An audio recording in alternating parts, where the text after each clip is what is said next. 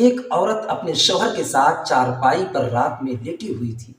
رات کا جب دوسرا پہر شروع ہوا تو وہ عورت موبائل ہاتھ میں لیتی اور باہر نکل جاتی ہے۔ رات میں جب شوہر کی آنکھ کھلی اور اس نے اپنی بیوی کو چارپائی پہ نہیں پایا تو اس کا کلیجہ دھک دھک کرنے لگا کہ آخر رات کے دوسرے پہر میں میری بیوی گئی کہاں؟ شاید کہ میری بیوی کسی غلط کام میں مبتلا ہے اور مجھے پیٹھ پیچھے دھوکہ دے رہی ہے۔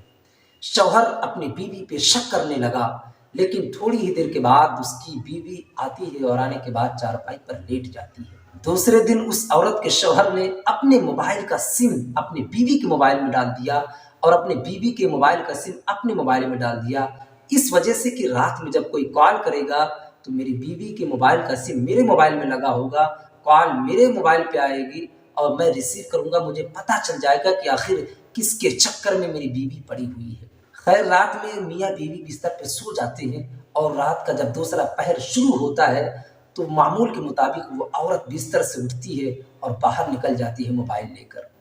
اور اس کا شوہر انتظار کر رہا ہے کال کا کہ ابھی میرے موبائل پہ کال آئے گی، مجھے پتہ چل جائے گا اور میں اپنی بیوی کے بارے میں ساری سچ باتیں جان جاؤں گا۔ کافی ٹائم گزرنے کے بعد موبائل پہ جب کوئی کال نہیں آئی تو بہت زیادہ پریشان ہوا اور اپنی بیوی پہ اور زیادہ شک کرنے لگا،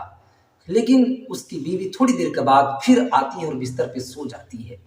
اس کا شوہر دن بھر بڑے ٹینشن میں تھا کہ آخر اپنی بیوی کے بارے میں سچ کا پتہ کیسے لگاؤں،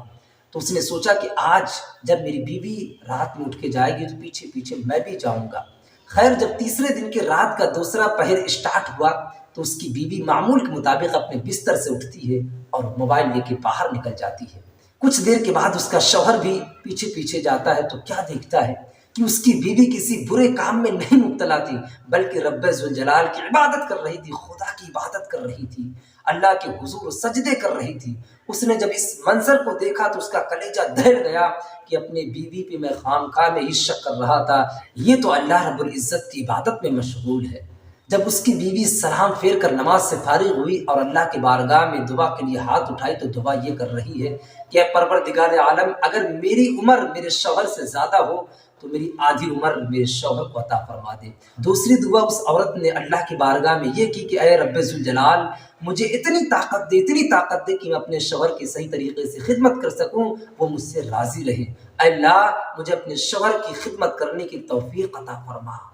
صاحب یہ سنانے کا صرف یہی مقصد تھا کہ اپنی بیویوں پہ شک کرنے سے پہلے ایک بار ضرور تحقیق کیا کرو، چونکہ شک کی سوئی جب گھوم جاتی ہے ایک بار تو وہ رکنے کا نام نہیں لیتی ہے، اور اس کی وجہ سے میاں بیوی کے رشتے میں درار پیدا ہو جاتے ہیں، بعض اوقات طلاق تک کی نوبت آ جاتی ہے۔